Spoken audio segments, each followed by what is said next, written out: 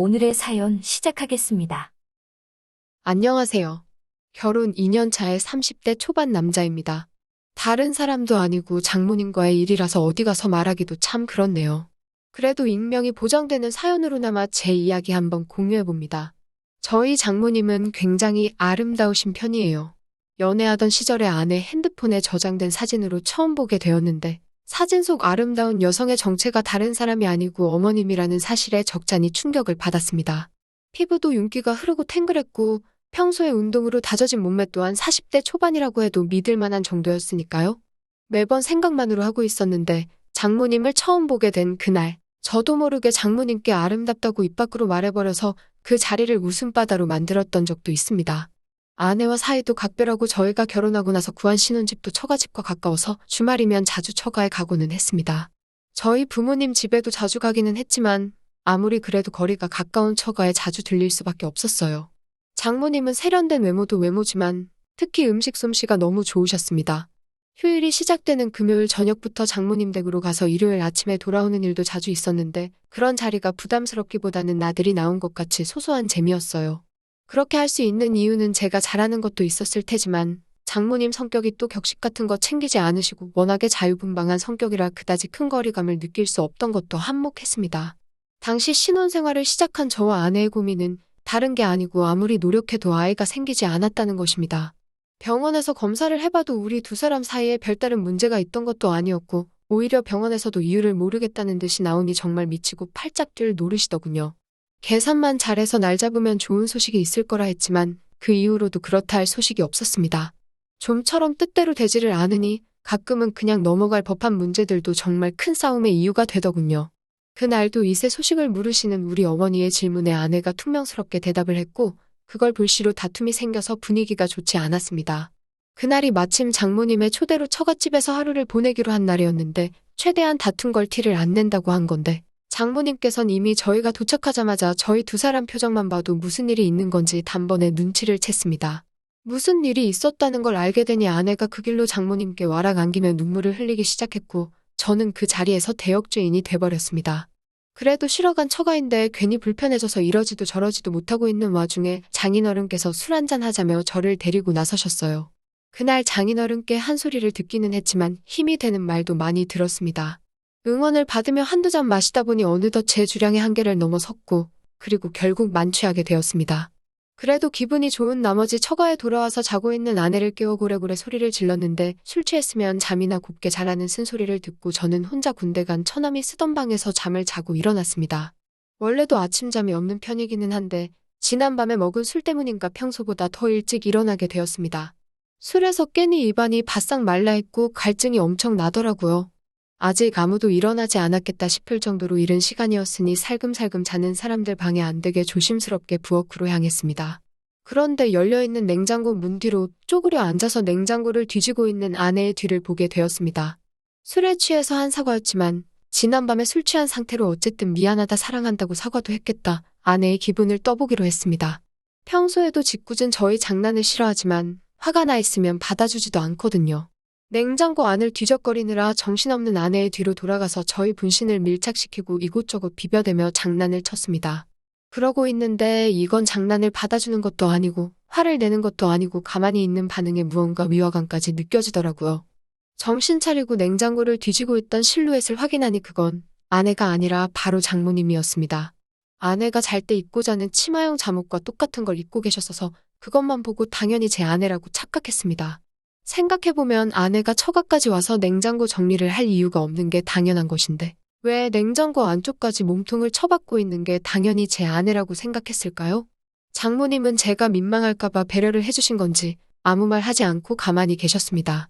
술 기운이 남아서 아파오던 머리도 목이 타듯이 오던 갈증도 한 번에 확 날아가더라고요. 머뭇대다가 제정신이 들어서 죄송하다고 큰 소리로 사과를 하려던 찰나에 장모님께서 제 입을 손으로 틀어막으며 아내가 깰 수도 있으니 사과하지 않아도 괜찮다고 하시며 저를 방으로 끌고 들어가셨습니다. 도망치듯 처남의 방으로 돌아와서 이불을 뒤집어 쓰고 한참을 좌불안석 애간장만 태웠습니다. 갑자기 문 열리는 소리가 들리고 저에게 다가오는 소리가 들렸는데 제가 뒤집어 쓰고 있던 이불을 확 걷어올리더군요. 그리고 제 눈에 가장 먼저 들어온 건 제가 아까 뒤를 문댈 때 봤던 그 치마였어요. 그래서 엄청 놀랐는데 다행히 이번에 이불을 거둔 건 장모님이 아니라 제 아내였습니다.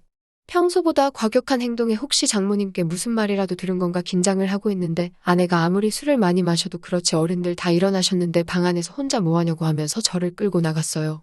주방에는 아침 식사 준비가 한참이더군요. 장모님은 당황도 안 하신 건지 제 속 풀어주겠다고 콩나물국을 시원하게 끓였다며 제 앞에 한 그릇 놓아주시더라고요. 혈긋혈긋 장모님의 기분을 살폈는데 괜히 저 혼자 행동이 이상한 것 같아 저도 아무 일 없던 척 해보려 노력했습니다. 그래도 억지로 그렇게 하려다 보니 잘 안 되더라고요. 아침 식사를 마치고 가족들이 텔레비전 앞에 모여 간단하게 과일을 먹고 시간을 보내고 있는데 결혼 전부터 결혼 후에도 한두 번 오는 처가가 아닌데도 그렇게 불편할 수가 없더라고요. 처음 결혼 허락을 받으러 왔을 때도 이렇게 불편한 적이 없었던 것 같은데 말입니다.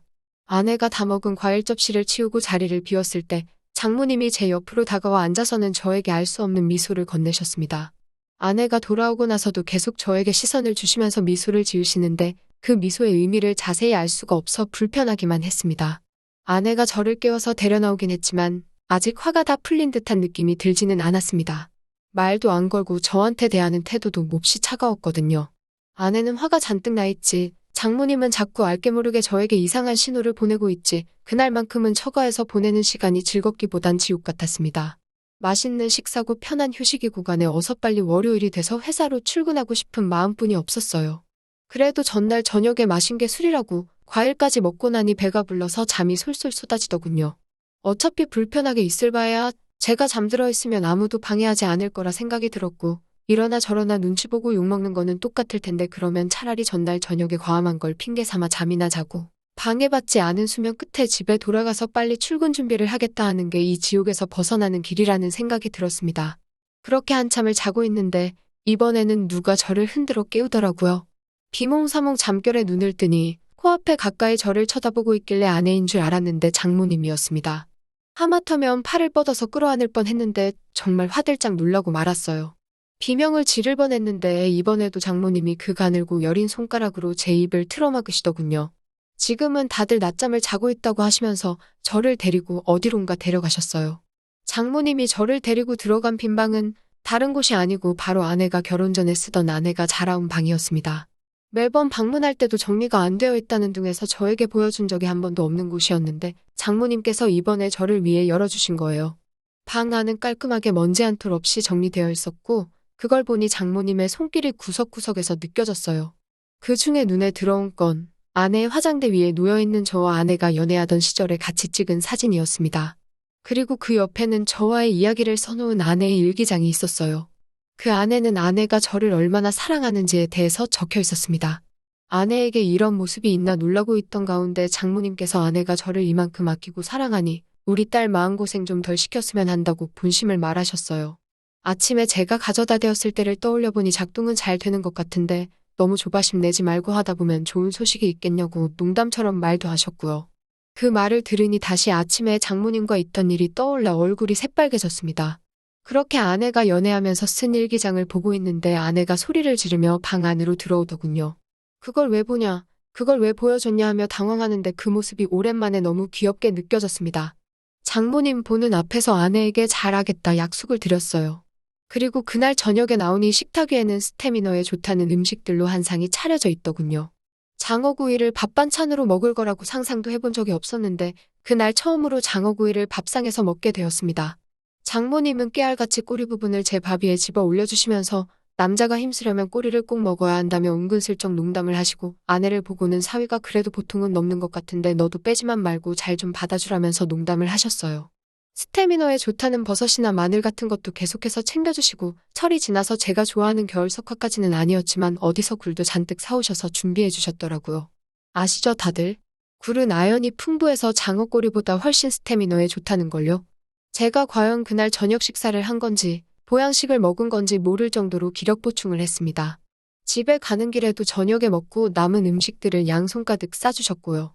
사위 걱정하는 장모님 사랑도 느꼈고 아내가 저를 어떻게 생각했고 얼마나 믿고 있는지도 알게 되었고요.